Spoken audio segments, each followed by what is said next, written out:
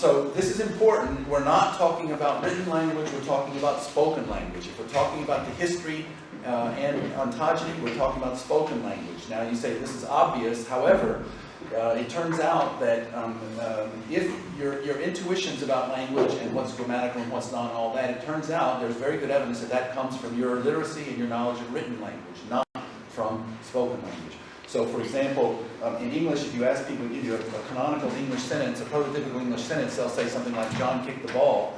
But it turns out sentences like that are vanishingly rare in spoken English discourse. You say things like, hey, you know my friend John? You set up the topic and you say, he kicked the ball. So it tends to have a pronoun in the subject position like 80% of the time in spoken discourse. In French, if you ask French people, you give them a sentence with a negative in it, and I'm not going to embarrass myself in any French, but without the ne, but with the pas, they say, no, that's not grammatical. But in spoken everyday French, you know that quite often the ne is gone and the pas is the only thing that's there.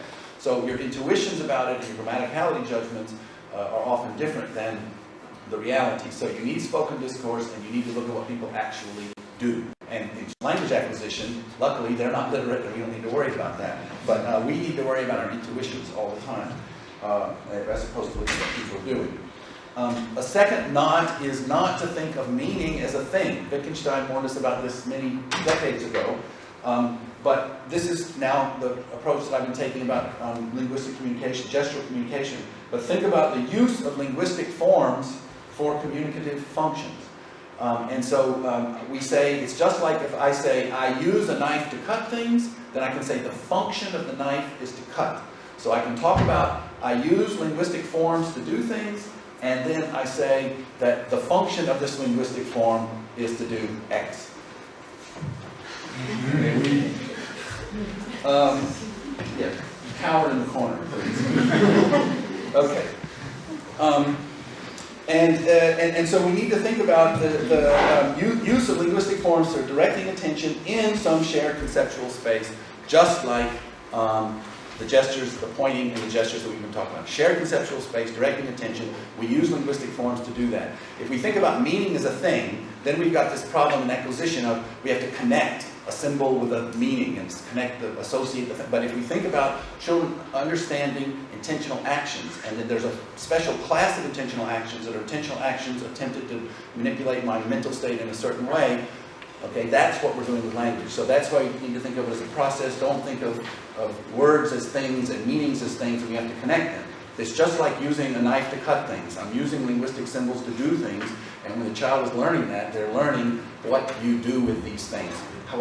So how they use them and how I would use them in imitation of that, and so therefore what their function is. Okay, now here comes the hard part. Not grammatical rules, but patterns of use. Not grammatical rules, if we think about psychologically, we're talking about schemas. In cognitive science in general, psychology in general, schemas are a well-established psychological construct. So let's think about grammatical patterns of use as schemas. The same thing as schemas, sensory motor schemas, or other kinds of conceptual schemas. Right? And don't think of rules. I understand that grammatical rules in linguistics are not supposed to be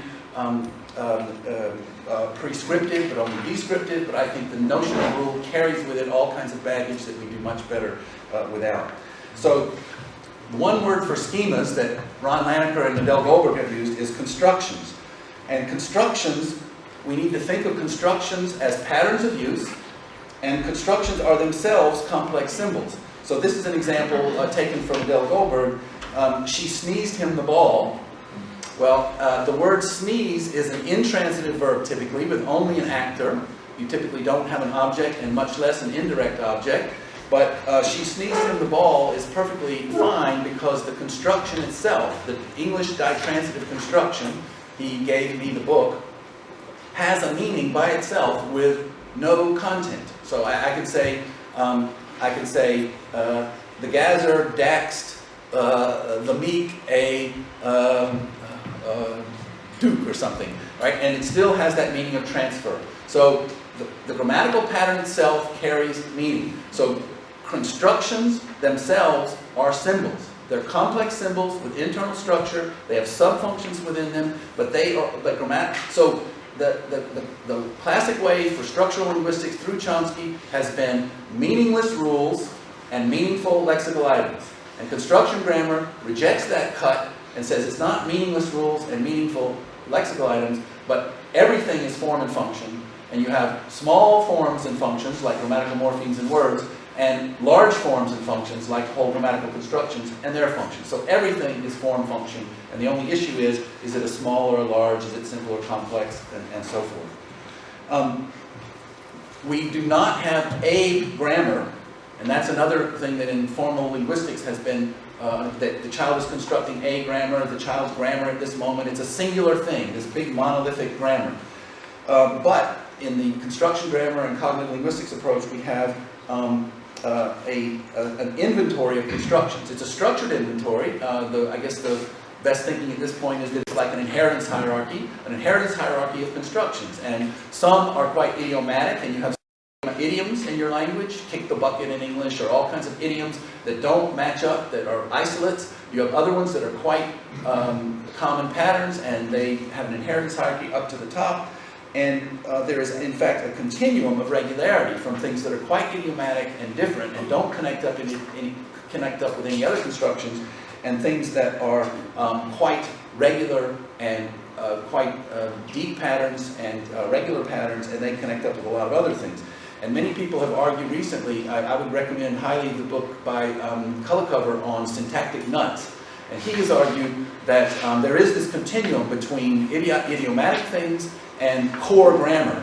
And it's not, here's core grammar and here's idiomatic things, but there are all kinds of constructions in language that are partially idiomatic and partially core, partially regular, partially idiomatic, and it's very difficult to account for those with just like sort of core grammar. Okay, and I think we don't want, as you all know if you've read anything of mine, an innate universal grammar, but I'm going to adopt teaming modularity. Why not? So I think actually a big monolithic innate universal grammar is not consistent with teaming modularity. I think teaming modularity would rather have lots of smaller things that have evolved, like the ability to use symbols, something like predicate argument structure. I would actually prefer to call that event structure, but I'm calling predicate argument structure or something. Social intentions or speech act goals, the ability to certain speech and phonological abilities, categorization, and so forth and so on. Those are all abilities that humans have that are biologically based for sure, and were recruited as language evolved into the ability to process, use, and acquire a natural language. And this idea of a big monolithic grammar as a universal grammar as one big innate package seems to me extremely implausible. So I've never had any problems with biological bases to languages, this idea of universal grammar specifically. And I will say that the idea of universal grammar seems to be going the way of phlogiston and ether at this point, as Chomsky sort of starts bailing out and saying the only thing there is recursion, where other people say other things. And for me now, when I have a discussion with a generative grammarian, my conversation stopper is, so tell me exactly what's in universal grammar. I get out my pencil, I'm ready to write now. Tell me exactly what's in universal grammar. Okay, I'd like to know what, okay, noun phrases, yes, no. Adjacency constraint, yes, no. Recursion, yes, no. What's in there?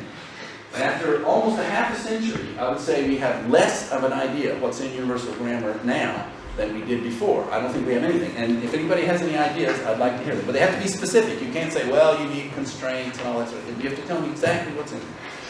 Okay, and I would just think that, of course, it's a research program, but I would think we should have been making progress over 40 or 50 years rather than going backwards, which is what we seem to be doing. Okay. Okay, sorry, that's enough on that. Sorry. So that's where I'm coming from. And again, I have absolutely no problem with innate bases of language and language acquisition. The question is, what are the biological precursors? And I think there are going to be a variety of things having to do with communication and categorization and all kinds and symbols and things like that. And if you press me, I'll list some. I'll list some of them. I listed a few of them here, and then they get recruited into this new function in across evolution. But again, a universal grammar. It turns out, last point here. I'm in an institute with a linguistics, a typology department, and you talk to those people and you ask them what's universal in language, you'll get almost nothing out of them. Because it turns out that things like all the parts of speech, prepositions, adverbs, and all that, none of them are universal, with the possible exception of nouns and verbs, according to the typologists that I talk to. Subject and object are not universal, according to the people I talk to. You have languages like Ashanese and Hakeltek that work with just something like Asian or actor or something like that. You have split ergative languages where some of the constructions have ergative structuring and some of them have nominative accusative structuring. So there are universals in language, and but those are universals that are due to universals of human cognition. People all over the world cognize the world in similar ways. We think about events in the same way. All kinds of processes of attention. So we need things like topic and focus because of the way our attention works. And again, things like categorization and whatnot. So also the way that vocal auditory processing works.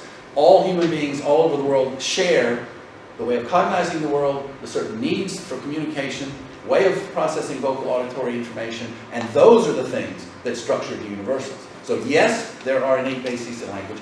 Yes, there are universals, but no, not a universal grammar with content like the subjacency constraint and the projection principle and empty categories and so on and so forth. Okay, that's my approach. Okay, so let's now talk about specifically trying to move from the framework that I've set up over the last 3 days and into language. So what I want to claim to you is that the basic infrastructure, communicative infrastructure of pointing in language or pointing in other gestures in language is basically the same. And I actually think it's probably not very controversial.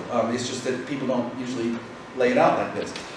But what I've been calling the joint intentional frame or common ground that gives pointing its communicative significance, you've been over that probably more than you'd ever like, is basically what many functional type linguists call the speech situation or the context of use or the pragmatics of the situation or whatever it might be. And I would just claim to you that prelinguistic communication of children and probably gestural communication prior to language evolutionarily had this kind of structure of a shared space, a shared communicative space before things started. And so when children start into language, that doesn't all of a sudden change. It's the same thing there all the time. The assumption of helpfulness, I think, of course, is the same in both. I'm calling what I guess that would be sort of Gricean cooperative principle, but I'm calling it the assumption of helpfulness. The social intentions or speech act goals are basically the same. I want to inform you of something, to ask your help or request something from you. I want to express something to you. Ultimately, I might want to ask you questions and whatnot, and those are all going to be the same. There may be some new ones I put here, so asking questions, you may or may not need language for that. Making promises, you may or may not need language for that. So there may be some new ones you can only do in language, but the basic ones that children start with, and that I assume human beings started with early in evolution, are going to be the same. The basic things you want to get done in communicating by pointing and in communicating with language. There may be additional ones in language, but the basic ones are going to be the same. And the communicative intention, the way it works, is the same. In fact, I stole the idea from Dan, so the way the communicative intentions work in pointing, and he's using it mainly for language, so the basic way that the claim of attention, the Gricean structure of communication works, is going to be the same. And so now we're down only so those were the layers, the social intention, the communicative intention, those were the layers, and the referential intention is the sort of only thing left. And so, again, it's in some ways trivial and obvious, I would say, but I'm trying to be systematic and make it clear. And in the referential intentions, if you'll recall in the last sessions, we talked about both me trying to get you to attend to a referent and expressing my motive. So when somebody's asking me if I'm in line for the bathroom, they point and they do a quizzical thing. So the motive is, the expression of motive is some kind of facial expression or emotional expression, and this indicates the referent. And of course we know that language makes that split as well and expresses motives in various ways. So you can do it with your intonation, your facial expression. And what makes things so complicated in language, of course, is that we also have linguistic symbols for these things. So we have various speech act verbs, and we have all kinds of, ultimately, things that I think you can't really do in pointing, things like modal and epistemic operators. You could maybe theoretically do them there, but they really aren't there. So all kinds of things of your expression, of your motive, expression of your attitude. And again, things like modals and epistemics, I think, are probably be very hard to do in something other than language. But in pointing, they're all in my emotional expression, and this gets the referent, and in language, I do some of it with my emotional expression in my face, and I do some of it already encoded in the language. But then reference. Now obviously that's where all the difference is. That's where the major difference is how we direct people's attention referentially in language. So again, I understand it's almost trivial, but I'm just trying to emphasize all the rest of it is basically the same, although language takes it further. And what's different is simply the way we direct attention. And with language, we direct attention with conventions. And pointing, you may or may not think it's conventional, we're not sure about that, but we have a whole set of conventions for doing this. They have a whole history, they have a whole long history and whatnot, and that is going to lead to some very different properties, obviously. I'll just start by just mentioning what's obvious, the indeterminacy of reference, that indeed when we refer using language, Gavagai, as we all know, needs some kind of context. I've used it in the context of language acquisition before. I've talked about, if a rabbit runs past and you say Gavagai, I really don't have any idea, but the situation that would be like language acquisition with children would be, we've decided we need to go find your pet rabbit that escaped, and then I point to it and I say, Gavagai, or we need some fur because we're making a fur coat, and I point to the rabbit. And it doesn't tell you exactly what it means, but it constrains it way down. If we have a shared activity with a shared goal, with shared attention, we really start to narrow down into, we're not going to get undetached rabbit parts if we're hunting for fur to make a fur coat. So the context and the shared activity is going to play a similar role in linguistic reference as it does in reference via gestures and pointing. I notice I did specify definite reference because I think indefinite reference has another set of things, and I'm going to actually come back to that slightly later. Then where you get the really big difference, what language does that you don't get in something like pointing and gestures is paradigmatic contrast, paradigmatic choices, and syntagmatic combinations. So paradigmatic choices just means for the same item, I can construe it in a zillion different ways because I have all these choices. So I can call it a dog or an animal or a pet or a pest. I can call the same thing by lots of different names because I have these paradigmatic choices within a slot in an utterance. I can say there's a, and then I can fill that in with lots of choices of things I can put in there. I can, almost infinite. And in addition, of course, my utterance is divided up into these syntagmatic combinations. So you can see it very readily in child language acquisition. The child goes from saying something like juice, and then they say, I want juice, and then they say, I want some juice, and then they say, I want some juice, please, and then they say, I want some juice in my glass. And it's the same basic communicative intention, communicative act. They want the same thing in both cases, but they're now articulating out the communicative intention or communicative act into component parts in the conventional way that it's done in their language, which basically breaks up whole utterance level communicative intentions into these little bits that then are combined in these incredibly complicated ways. So it's the paradigmatic choice and the syntagmatic combination, the possibility of syntagmatic combination, that I think is where all the generative power of language comes in being able to express all these different meanings that can't get expressed in something like pointing. And of course, I say that in the background, meaning that the conventionalization process whereby humans conventionalize these symbols for various things. Of course, the language you have at any given moment in history has this whole history of people conventionalizing. I mean, why do we have all these different words for the same thing? Because people are pretty much the same thing. Because people have conventionalized them for slightly different purposes in different contexts, and they accumulate in the language. And by the time you get to it, by the time you're a child learning it, there's all this accumulation of conventions that have happened over all the period of time, and as long as they're somewhat useful, then they're still in the language. And there they all are, and you don't know anything about the history, you're just there to learn them.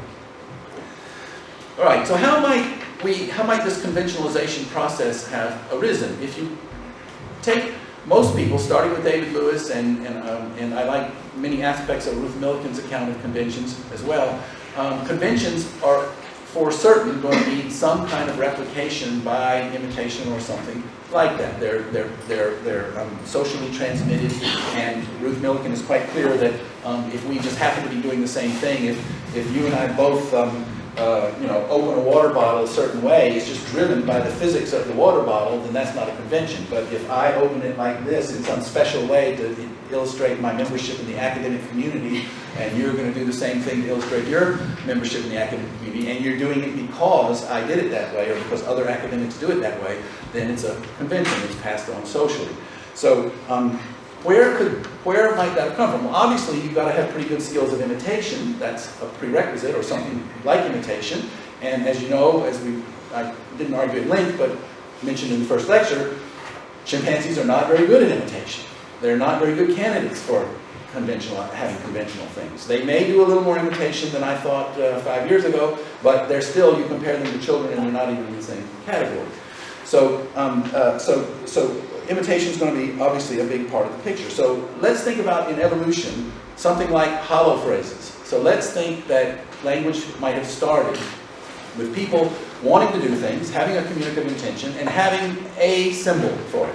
Now, we have no idea how this started. It's a little bit difficult to imagine that the first thing that we want to call language was a infinitival complement with a relative clause. I mean, it's a little bit hard to think that's how things would have started. You would think, and with children, of course, children start with one symbol for one whole meaning, like juice meaning I want juice, or birdie meaning there's a bird, or whatever it might be. So let's just then assume as a sort of a reasonable assumption, I would think, that the earliest language would be symbols standing for whole complex things that later, either in history or evolution, or later in acquisition, if you're talking about the child, are going to actually be articulated with more complex structure of symbols, but at the beginning it's just going to be one. So if you have reference in the here and now, reference in the here and now, pointing does quite a good job, as we talked about. And it can even do a little bit of absent reference, but it does a pretty good job in the here and now. And one can imagine that these might have evolved as we started getting conventional things, that these might have evolved with the addition of vocal conventions into something like modern day demonstratives. My former postdoc, Holger Diesel, has a dissertation on demonstratives that I recommend to you highly, and basically he finds demonstratives and deictics in all the languages of the world. They seem to have no roots in nouns and verbs like many other grammatical items, quote unquote, because he doesn't think they're really grammatical items, but they don't have roots in other things. They don't seem to be grammaticalized from other kinds of words. And they all have, demonstratives either have two, so this and that, they have things that are close and far, and sometimes there are three markers, this, and in the middle and there, or that, or here and there. And so they're very spatially infused. That's what the meaning of a deictic is in some sense. And you quite often get pointing with deictics, okay? And that's there, or that, or this. And if you go back to Carl Buehler emphasizes that the major cut in types of linguistic items are between demonstratives and deictics, which work in the current space, and then all other content words. So not lexical items and grammatical items, but from a functional point of view, demonstratives, which rely on the current space around us, and content words, which do not in the same way. When you get reference that are not in the here and now, then that pointing is, I mentioned before that pointing can do a lot with absent reference, more than we thought, but it can't do that much. And absent reference is clearly one of the, it seems to me, driving forces of going beyond pointing. And we get these characterizing gestures, and I mentioned to you last time, I think the two functions of characterizing gestures, if you look at them in people using them, and people don't use them that much in everyday life. I've looked for it, and I've looked for it in children and adults, and I think one of the reasons is because language preempts them, and you don't get much of it. But I have seen people, I have a few examples in my last week's handout, and I think one very simple one is there's a construction workers, and so one of the times they do them is because when you can't use language. So it's a construction workers, they're fairly far from one another, it's very loud, and the guy goes like this. You know, he's asking for a chainsaw, because this is what you do with the chainsaw. So he's asking the other guy for a chainsaw. So essentially what you're saying, this is like a characterizing gesture. The function is like a relative clause, as I mentioned yesterday. It's like, I want the thing that goes like this. So I'm indicating an object, and I want you to bring me the thing, and I'm giving you the action that one does with the object. So I'm indicating the object by a characteristic action. And the other function that they have, and so that's kind of noun-like, because I want a thing, and I'm identifying the thing with a characteristic action that it engages in, or this characteristic thing that I do with it. So you can ask for a hammer like this. And then there are the other major function that I've observed in people using characterizing gestures is when I tell you, turn it like this, turn it like that, okay? Do it like this. So instead of asking for a thing, I'm telling you what to do. And that, of course, is an action-like thing or a verb-like thing, and it relies on imitation. I'm telling you, I'm demonstrating for you what you should do, and you're supposed to imitate me. So I'm going like this, and you're supposed to turn the crank like this. So I think the characterizing gestures, if you look at their two functions, you can get a noun-like function, and you can get a verb-like function in the sense of indicating things by the actions associated or indicating the action itself. Right? So then you get this highly speculative little thing here in the middle of the second page, page 20, of going all the way from 8 attention getters to what we talked about the last 2 days, cooperative pointing. That is, attention getters are look at me, look at me. Cooperative pointing is I direct your attention around here this way triadically, but I'm still directing your attention just like I'm capturing it with an attention getter, but I'm directing it triadically. And then demonstratives are conventionalized ways of directing your attention in the immediate space around us. And then 8 intention movements are things where I'm getting ready to do this, and so I've abbreviated it. It's part of an action, part of a social interaction that we're normally in. The characterizing gesture is then something that's done to try to, it's a one step further removed because it's got the shared triadic kind of thing where the intention movement does not. And then finally we get from those to something like content words, nouns and verbs, where we're going to get the conventionalized version of characterizing gestures ultimately in the conventions of the language.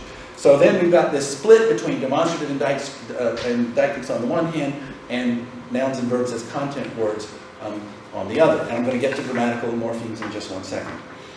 Now, so others outside. So how now do they get to be real conventions? Because the other criterion of conventions, a la Lewis and Millikan, is that they have to be somewhat arbitrary, right? So the idea that, we can drive on the left side of the road or we can drive on the right side of the road, to use the well-worn example, and it doesn't matter which, but we all need to do it the same way. So the convention, the prototype of a convention is something that could have been done another way, and the reason it's done the way it is simply because everyone does it that way. And we could all switch and it would all be fine as long as we all did it the same way. So how do you get this arbitrariness into these characterizing gestures because they are obviously iconically related to the thing that I want you to get me or the thing that I want you to do? And I think, as I thought about it, I think one of the ways it probably is happens is that if you're an outsider, remember, now we've got to bring back in the joint attentional frame. If you're an outsider, you may not see the actual relation. So if you don't know what a chainsaw does, there may be some of you who you may not even know the English word chainsaw, but the chainsaws you think is, okay, so you may not know what it does or how you hold it. And so if you're observing me ask Dan to pass me the chainsaw, and you've never used one and you've never seen anybody use one, and then he hands me the chainsaw, then you go, oh, okay. So I guess when you want a chainsaw, you ask for it like that. So if you're a good imitator, then you just imitate me going like this, and you know that that stands for the chainsaw, even though you don't know the basis. You don't know the iconic basis for it at all. We can think of, I'm getting ready to go, we're going to go hunting. I'm thinking of, early humans. I'm getting ready to go hunting. The spear is usually hanging on the wall, and so I go to get it, and this gets conventionalized. But then my child watches me go like this. And so I go like this, and me and my compatriots go hunting. As soon as I go like this, like I'm going to grab the spear. My child doesn't know about grabbing spears. My child never went hunting with me, so they don't know this is the way you hold the spear. And they just think that when you're ready to go hunting, you go like this, and it's arbitrary. Okay?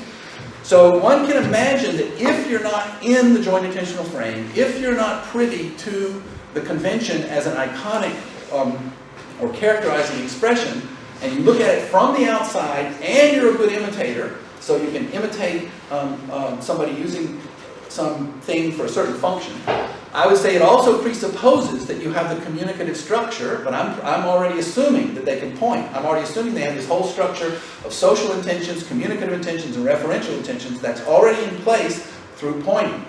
So that stuff's already, the whole communicative structure is in place. Imitation comes in, and now once you've got imitation with it as well, I think you can get drift. And I put in here as another example is like money.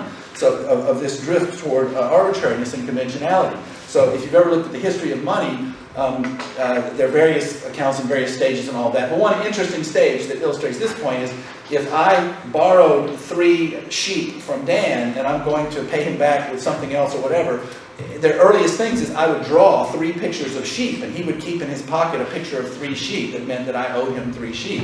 And then after a while, people decided, well, God, that's a lot of drawing, and that took me time to do it. I'm just going to put 3 marks down, okay? Or they put down 3 sheep heads first, and then, and then say, well, okay, I'll draw 1 sheep, and then I'll put 2 more marks, and that means 3 sheep. And there's this drift toward arbitrariness because the iconic element is not needed.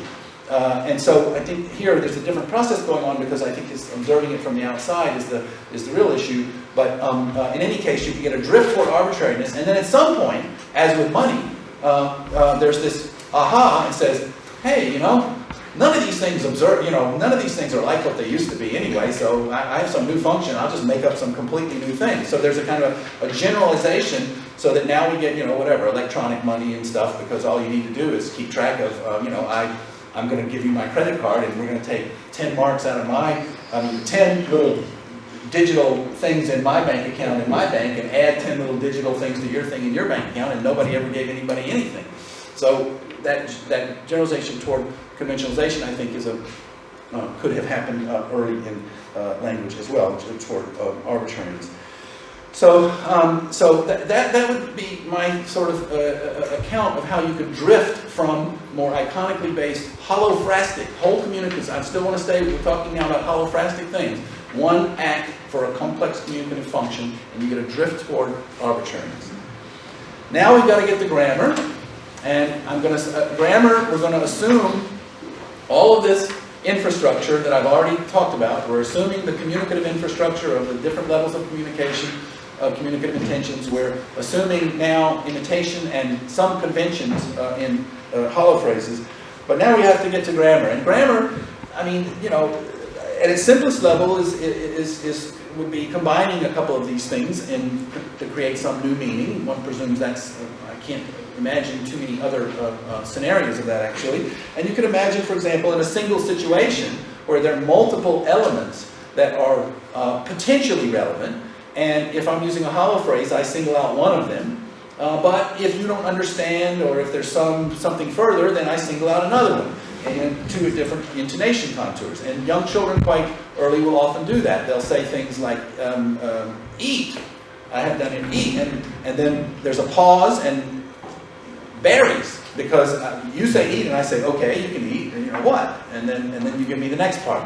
So the situation, the context, the communicative intention you intend to convey has multiple elements in it, but in a hollow phrase you lexicalize only one that you think is particularly informative or relevant, but then for various reasons you may need to put more in there.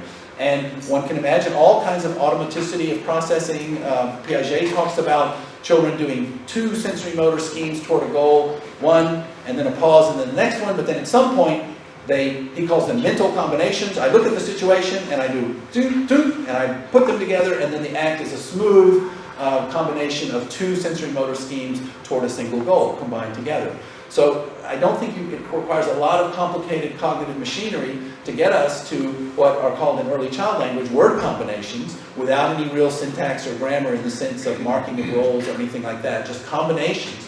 Those seem to be, I can imagine that without any extra cognitive machinery, individuals using hollow phrases in the way that we've talked about could end up with combinations quite readily.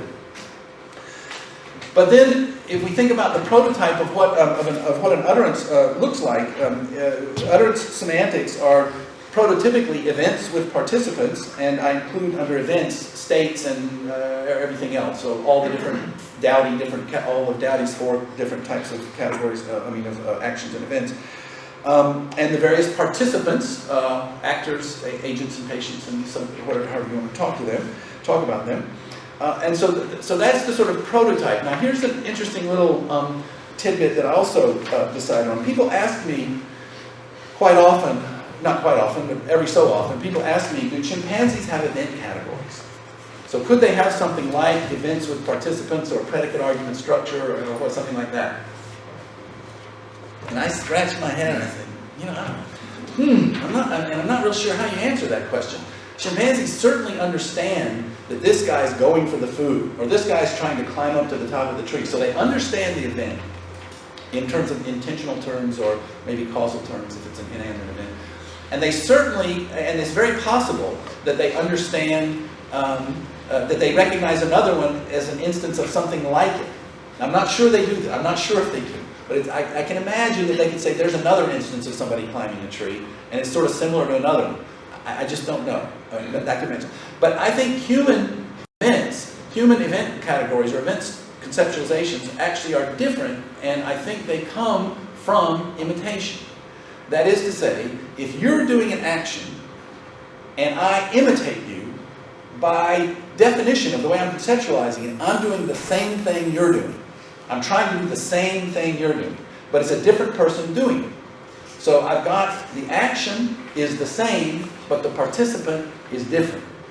And I'm doing the same thing, but I'm doing it now to a bottle and now to a grass. And so I'm doing the same thing, but I'm doing it to something different.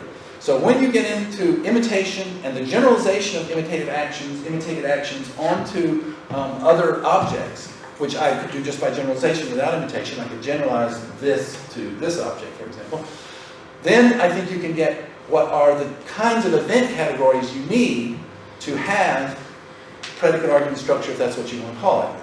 But where you have event categories with open slots for participants. And I think if you don't imitate, I think it's not inconceivable. There's no, of course, a chimp could see, one guy climbing a tree today and another guy climbing the same tree tomorrow. It's conceivable they can see that, and they can see that as the same thing with event structure. I mean, with a different participant, same event with a different participant. So you could do it from a third-person perspective, just watching. But imitation has something really grounded in it because I'm doing the same thing you're doing and it's a different slide. So I think that imitation probably made for, and of course the prototypical sentence or utterance in human language, of course, is an animal agent performing some action, either with or without something they're acting on. So I think that imitation also probably played a role in being able to, the basic underlying conceptualization of event participant structure that is the basis of subject predicate argument, whatever you want to call it. And then also, of course, the other prototypical type of utterance semantics is some kind of topic introduction, which would be like a demonstrative, all the kinds of various kinds of copulous sentences, there's a something, here's a something, that's, those kinds of introductions and various kinds of things of that nature. So, so once you get events with different participants, then you could say that the basic sort of structure of indicating both the event and one or more participants could be then structuring these word combinations. The utterance pragmatics is, of course, I sort of divide into speaker, utterance level pragmatics now is what I'm talking about, and into speaker motives and attitudes, what I think Talmy Gavone calls it the modal epistemic envelope within which you wrap your utterance. So those are basically speaker-oriented things that I'm letting you know my attitude toward the proposition or toward the event that I'm describing. And then the other side of it is more listener-based things. I'm structuring the information for your perspective, your knowledge, your expectations. So basically, referential choice for noun phrases and verb phrase. Do I use a pronoun or a full noun or a noun with a relative clause, and so forth.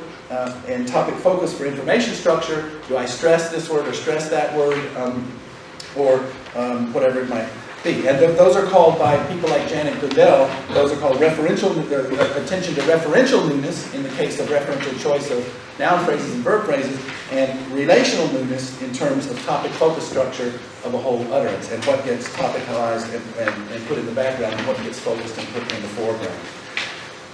Okay, so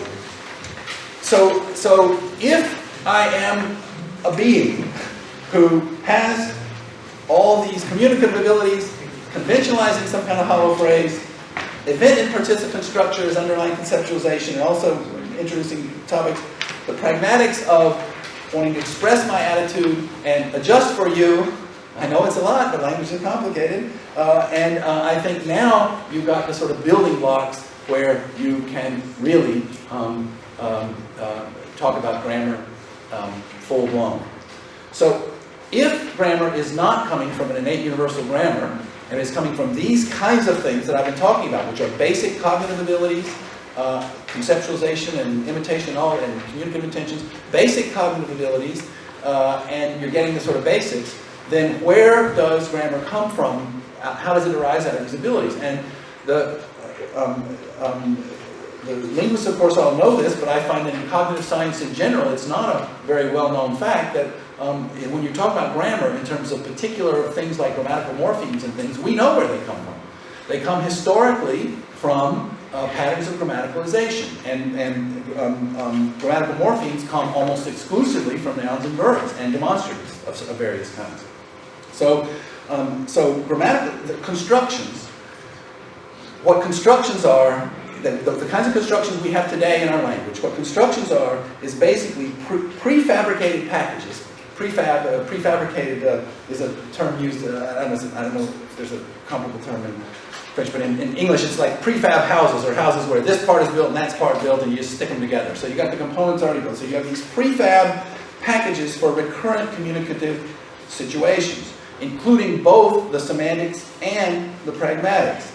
So actually, let's skip down just a little bit to, I have an example of a car wreck. I have all these examples of various things. So these are some of the kinds of constructions you would get in English, for example. If you have an agent-focused question, an agent-focused informative statement, you get something like Mary hit Jerry.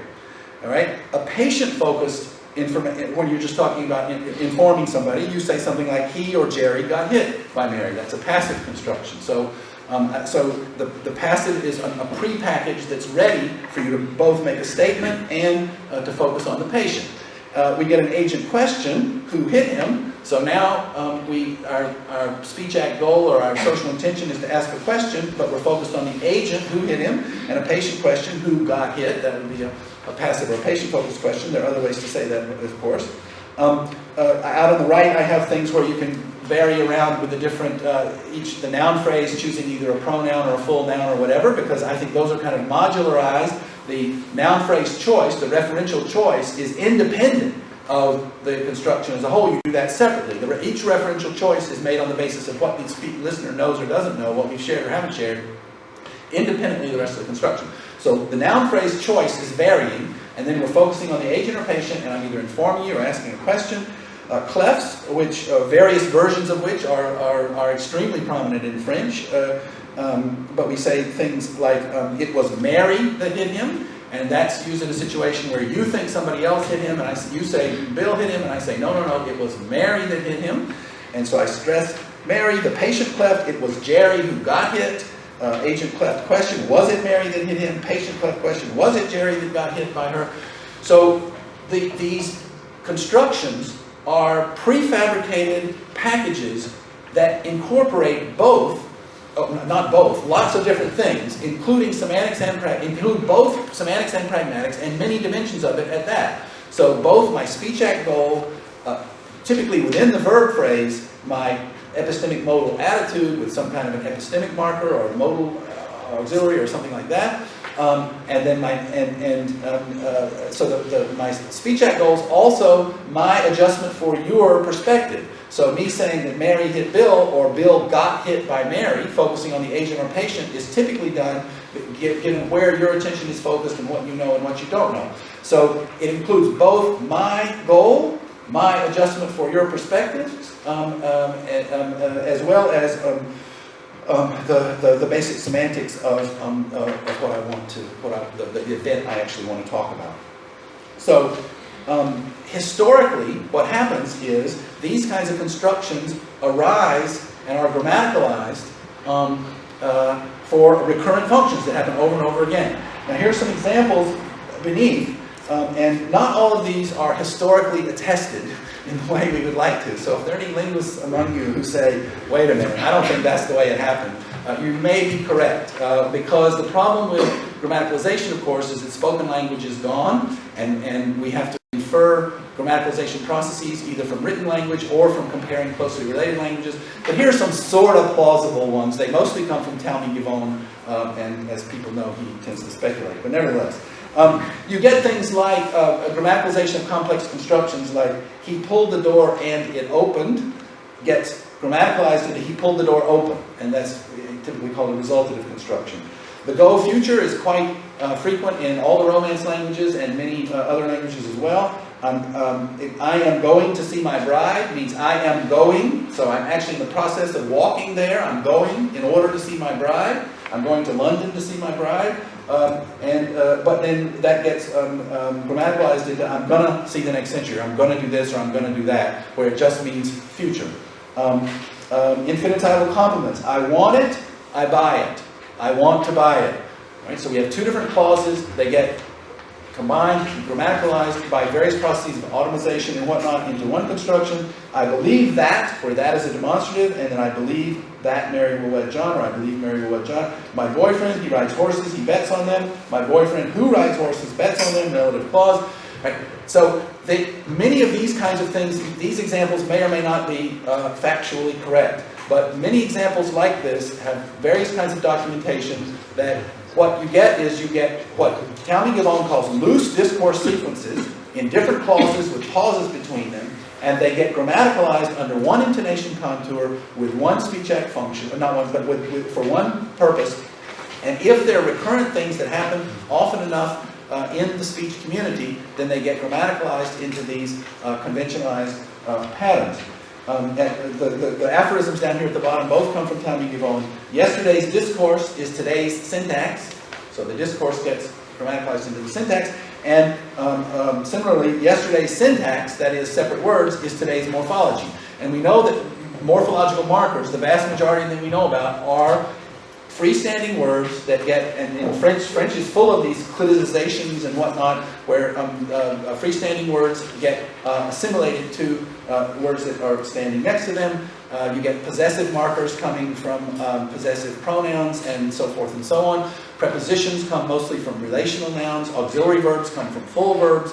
All these little grammatical particles come from, almost all can be traced back to various kinds of nouns, to nouns and verbs of various kinds in various ways. And so the part that I skipped over back near the top of page 21 is what I call second-order symbols, and I call them that, and I've called them that in 1992, and to my knowledge, not a single other person has ever picked up on it. And so I may have no value whatsoever. But it seems to me that in addition to nouns and verbs as naming the events and participants that you want to talk about, what are often realized as grammatical morphemes, but sometimes as full words, like prepositions, for example. So we're talking in terms of function, not form. So second-order symbols are things that serve one of two functions, either relating reference to one another, or designating the role of something in a whole utterance. So you get things like case markers or word order as a particular special kind of symbol, indicating the semantic role of something in the utterance. You get what Christian Layman calls external agreement, something like subject-verb agreement, which crosses different constituent boundaries. And so subject-verb agreement in French would be one example.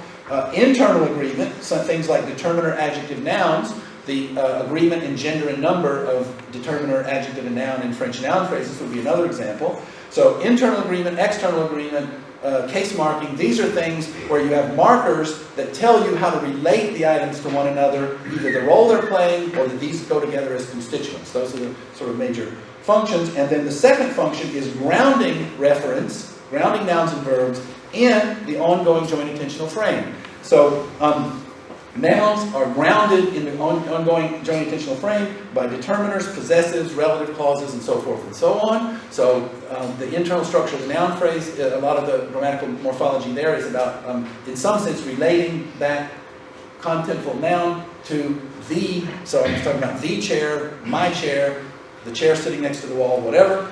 And verbs, tense, aspect, modality, kinds of things where I'm grounding the event relative to now. It's happening now, it happened a while ago, it's going to happen in the future, it may possibly happen in the future. When something was happening, something else happened, so all that kind of thing. Indefiniteness and non-finiteness cause all kinds of problems that I can't even begin to think about. But a lot of the complexities, and I know a lot of the things that you all work, that some of you work here on quantification and modal and things like that, those for the most part deal with indefinite and non-finite things, so we're not talking about grounding it in the current joint intentional frame, and now we're talking about these categories as more general, talking generically about cats rather than, or a cat rather than this one over here right now, so indefinite reference and non-finite verbs and whatnot, they cause all kinds of difficulties that I won't go into, but these kinds of things are the main things that I think that are happening when you have definite reference and finite verbs.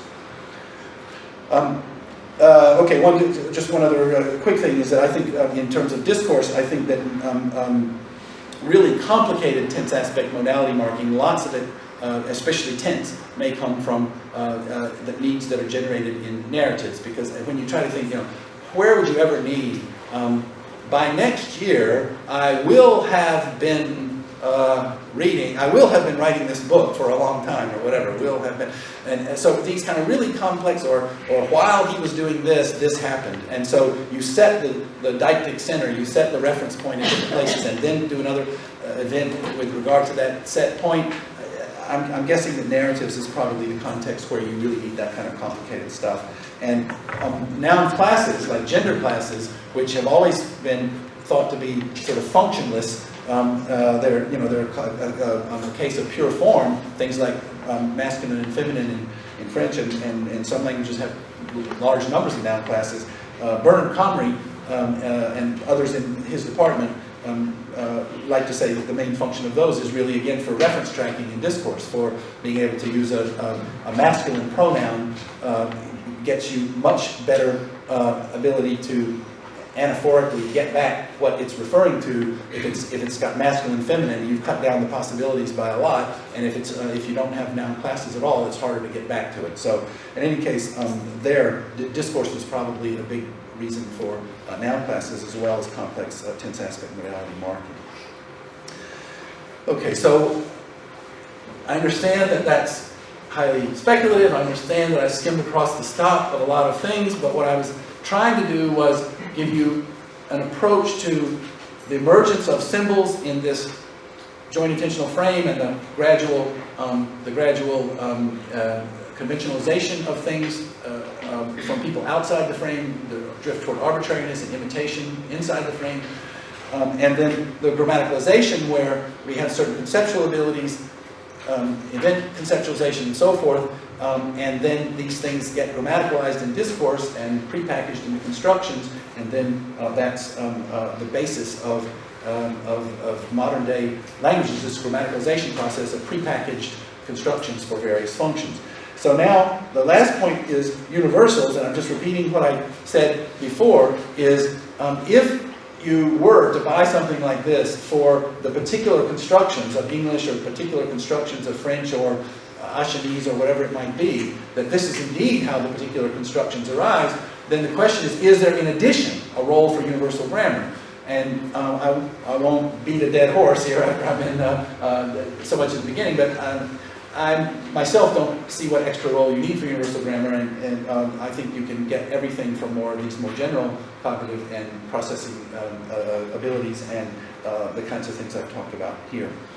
So let me then, I think because we started a little bit late, let me just, I think I need about 10 or 15 minutes if everybody can bear with me about that much longer, please, to talk about acquisition, which is what a major part of my research is on acquisition, at least half, and in my career probably more than half, and so I'll do that in 10 minutes. But that probably says something, but I'll leave it alone. The cultural dialectic is that in culture, it has to be created. It's created historically. So these grammatical constructions are created historically, and the pattern regularizes in the people who are the speakers of it, and this is a drawn-out historical process, and there may be in-between states. We have lots of things in our language today, by the way, that are halfway grammaticalized. English and modal auxiliaries being the classic example. And so there's this historical process.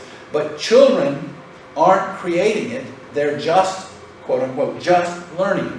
So children are trying to do what adults do. Whatever the state of the language is at this moment, they're trying to master it. They're actually trying to communicate, but as a sub-goal to that, they're trying to master the conventions that they hear being used around them and use them in the same way that others use them. So they're not creating, they're learning, and they're doing their best to learn. These interact a lot, by the way.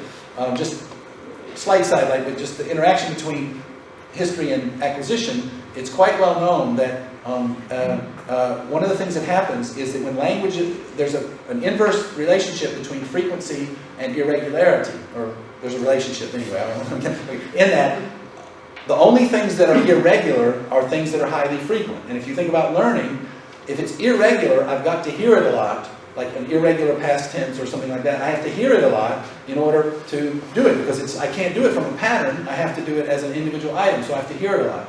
And what happens in languages is that something that's irregular gets less frequent, then children start to regularize it. Right? And we have lots of verbs in English, the famous English past tense. We have all kinds of verbs that at one time were irregular past tenses and are getting regularized over historical time because the frequency of those items are going down, and so children tend to regularize them. So you get, so what's the past tense of the verb slide? Slide, slided, slid, slud. Right. And we have lots of those verbs in English, and it's essentially a function of frequency. If you've heard the irregular quite bring and brought, if you've heard that a lot, bring and brought is no problem. The young children quite often will say bringed, and they say bringed because presumably they haven't heard brought quite enough yet. So children tend to regularize because they want to find patterns. Right? And frequency in the historical thing. So there's an interaction between acquisition and the historical process as the language changes across time. So children start with hollow phrases. Children start with they don't have to match adult single words. They can be phrases, but the child conceives of them as single items. And for single functions, I have all kinds of things here: naming objects, requesting or indicating events, asking questions like what's that or where go, and I'm assuming that what's that is one word for them, one item for them. So they start with these single word things, just like I was proposing that maybe we did evolutionarily. Then there's some kind of imitative learning, cultural imitative learning of the hollow phrase. The child learns that this form is used for this function. When you want to find something, you say, where's the X? Or you say, where is it? And mom finds it for you, and so forth. Now, again, the primacy of the utterance is important, because when people talk about word learning, and this is where I spent a large part of my early research career, was studying word learning, and people tend to conceptualize it like word learning in a classroom, where I name something and I say Dax, and you're supposed to just, I'm just naming it for you. But it turns out that's not how children hear most of their words. In some cultures, nobody stops and names things for children. And in our culture, we don't stop and say, look, giving, or look, of, or, or look. So you don't name things that aren't concrete objects. And in some cultures, they don't name them at all. So you've got to learn it in the ongoing flow of discourse. And you're hearing whole utterances. You only hear whole utterances. Even if it's a one-word utterance, you only hear utterances. And so the child has got to extract the word out of the utterance. They don't get them singly packaged by themselves. You've got to extract it out of the utterance. And so what you have to do, what I claim you have to do, is you have to comprehend the overall communicative act. Mom wants me to go pick up that toy. And now she says, go pick up the Dax. And I somehow know that go pick up the, one way or another, I know that go pick up the means to go over there and get this. And so the Dax must mean that thing over there. So I've got to do what I call a blame assignment in the utterance. That is, it doesn't have to be perfect. It doesn't have to be like the adult. But I've got to chop up the whole utterance and say what functions are being served by the different pieces of this utterance. And to do that, I have to understand the overall communicative intention at some point. So if mom says, go pick up the Dax, and I don't process anything. So the fact that she's pointing and looking doesn't mean anything to me somehow. And I don't know what she wants at all. Then I I think it's fairly obvious, but then I can't parse the sentence. I can't parse the sentence if I don't know something about the overall meaning. It doesn't have to be precise, but I have to know something about it, and then I have to say, in this overall meaning, this form, this linguistic form is doing this part of it, and this form is doing that part of it. And that's what I've got to do to extract a word out of the utterance. And this is not emphasized very much in word learning. Most word learning studies, they'll say something like the child, like, this is a dax. And they assume that this is a, they don't even think about the this is a, because this is a is used to introduce new reference and whatnot, and you assume the child knows it and stuff. But this is a, or here's a, or there's the, are also parts of an utterance. They're topic introducing, or whatever, you know, various things, they're sort of various related functions, existentials and things.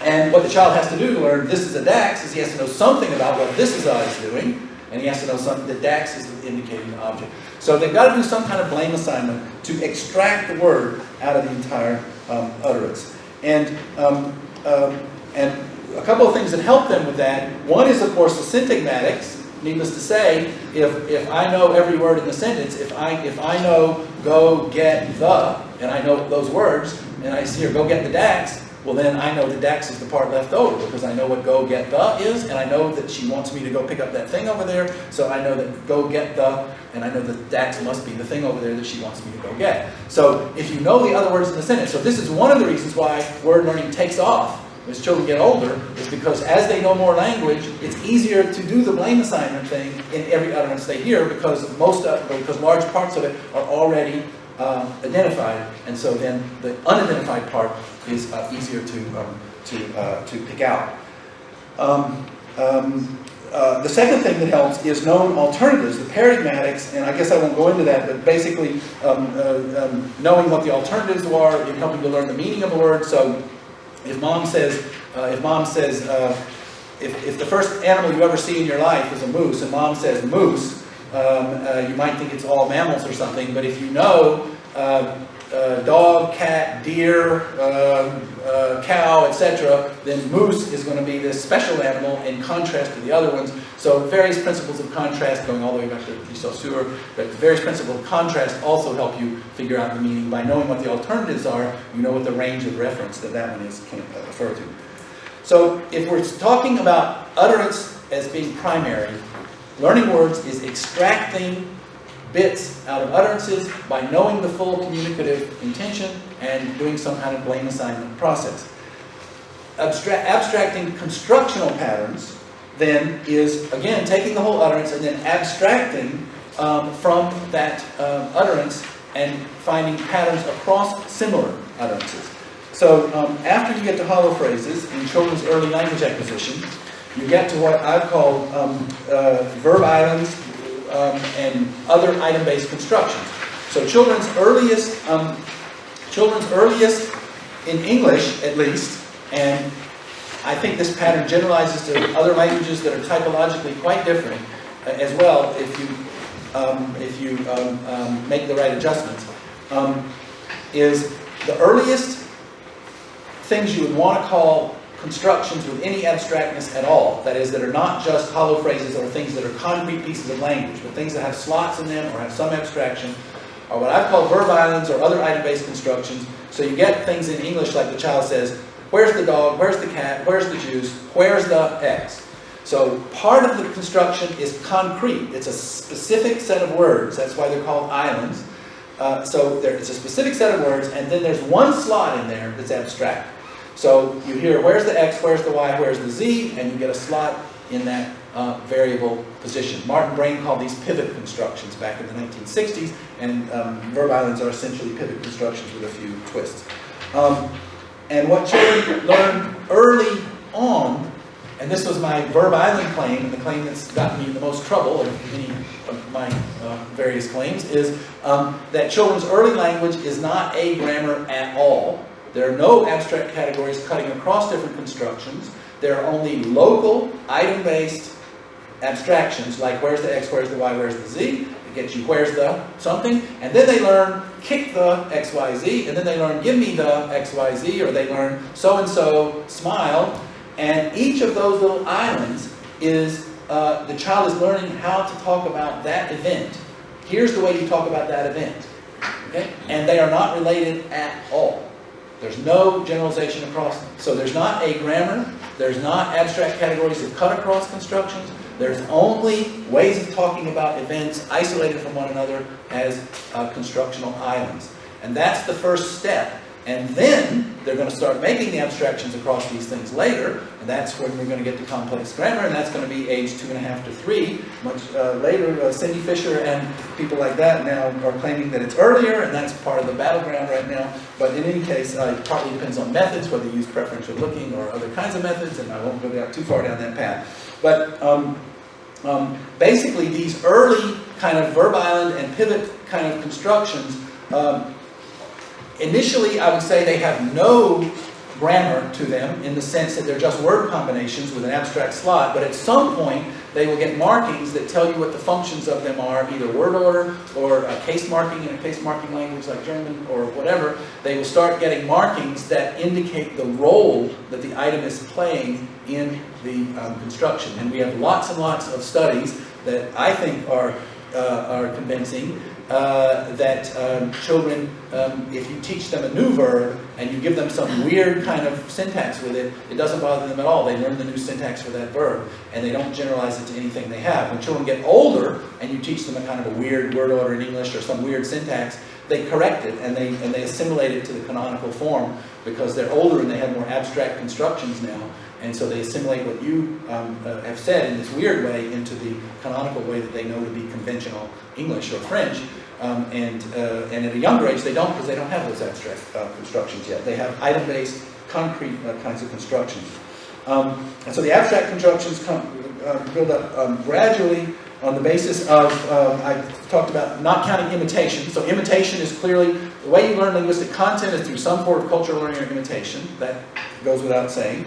And then the other three processes I've talked about are analogy, which is a well-respected, long process, long-recognized process in historical linguistics, analogy across different items that have the same pattern.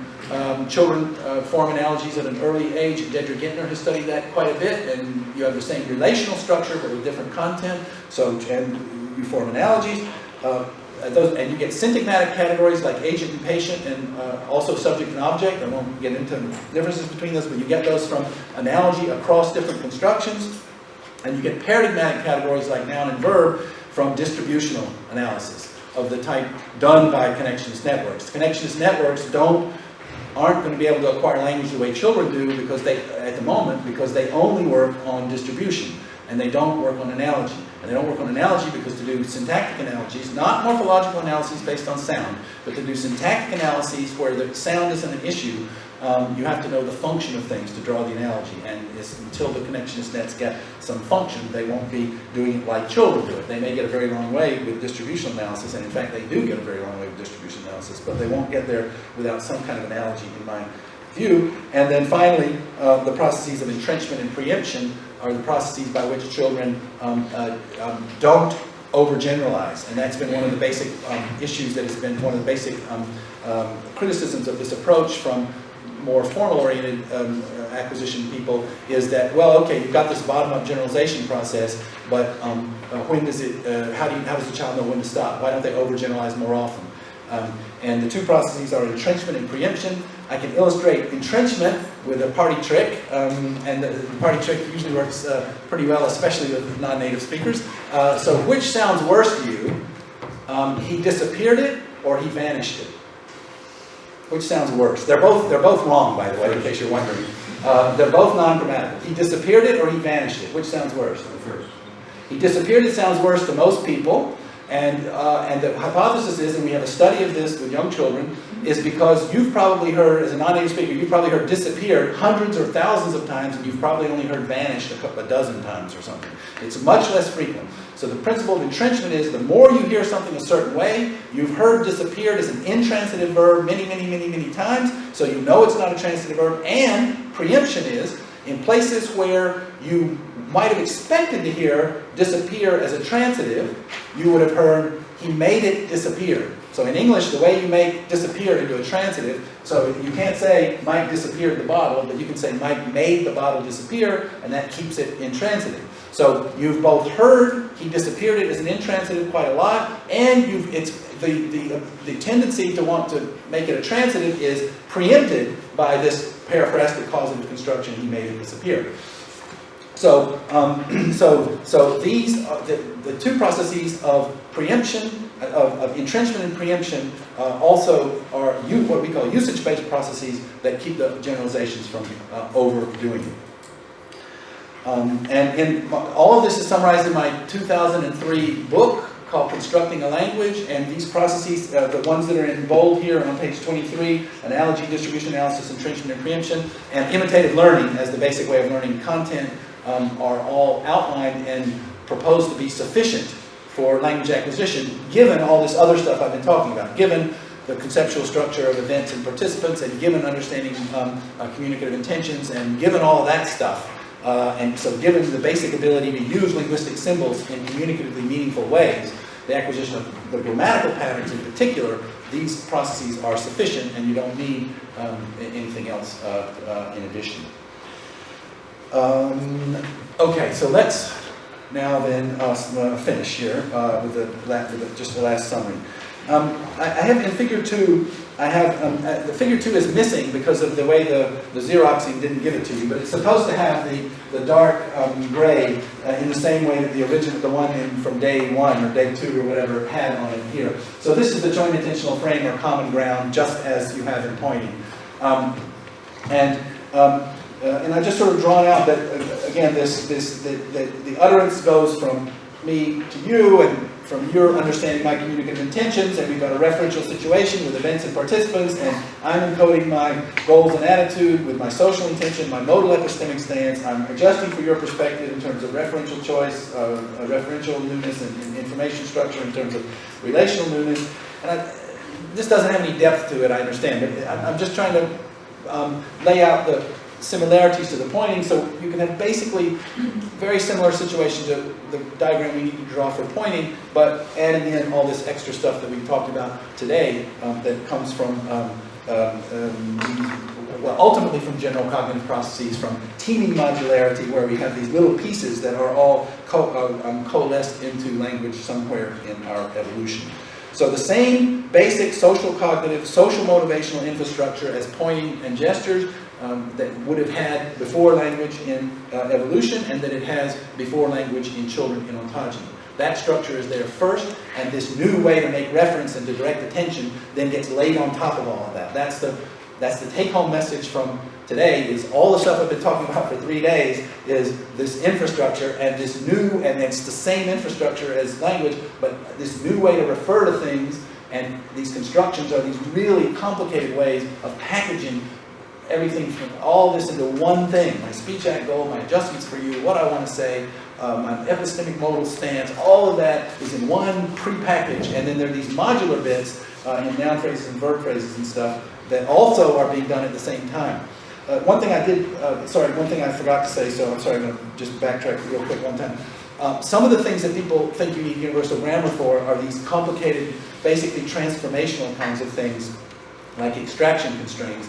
And I'm just going to refer you to Adele Goldberg's new book called Constructions at Work. And she has chapter 7, I believe it is, and Van Valen has worked on this as well, to look at extraction constraints as basically, and other things like that, as basically a problem of, and I mentioned this from the handout, but I didn't mention it orally, of basically a problem of merging, or maybe I should use the word merging, maybe I should use the word unification of different constructions whose specifications may not be in line with one another. So things like you can't extract a noun phrase out of a relative clause because the relative clause is presupposed information, a restrictive relative clause. The noun phrase is presupposed information assumed to be shared, and if you put it in a question, you can't put the question word on it because the question word is presumably about something that we don't share and that's new, so there's a new question about it.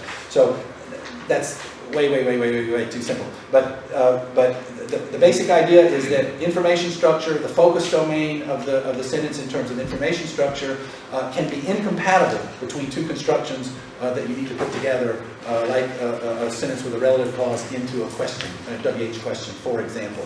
So I don't pretend to be an expert enough to deal with that, and if you ask me any hard questions on that, I'm going to be embarrassed. But I'll just keep saying Adele Goldberg, 2006, Chapter 7, please.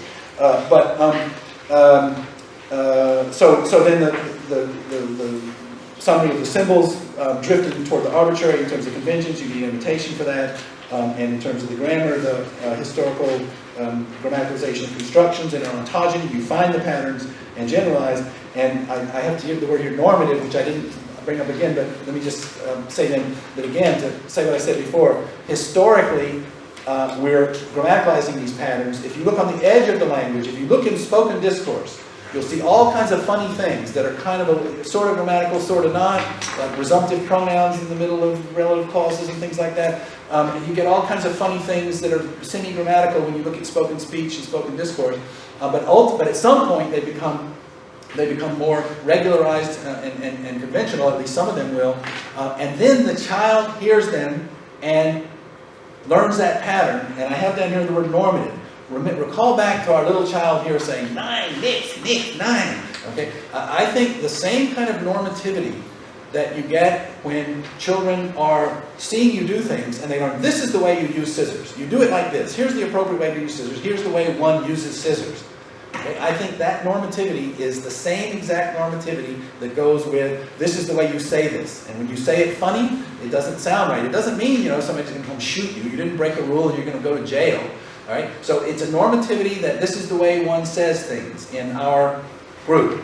And so the normativity is basically of the same type, and grammaticality judgments are normativity judgments. And we know that on the edge of things, all you have to do is pick up any issue of linguistic inquiry, and you know that there are things where there are borderline judgments about whether it's grammatical or not for various reasons. And I think the patterns that are well established and frequent sound to us normative, and we cringe when they're broken, and the ones that are on the fringe have not become normative in that same way. But based on our research that we just started on normativity, all children have to do is actually observe adults doing something enough, and they automatically give it a normative structure.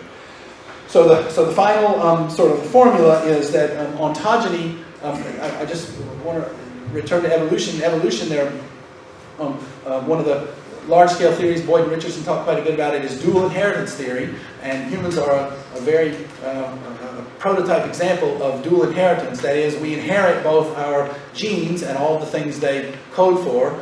We inherit all of that, but we also inherit a culture. And we also inherit, in a different way, of course, but we inherit the culture in the sense that we're born into people doing things, and in the case of language, that means we're born into people using utterances in certain ways, and with certain conventions behind them, exemplifying certain patterns. And so we've inherited both our body and our brain and our ability to do things, but we've also inherited a social cultural world that we're born into, and the process of language acquisition and language history is then somehow bringing all that together. So that's it.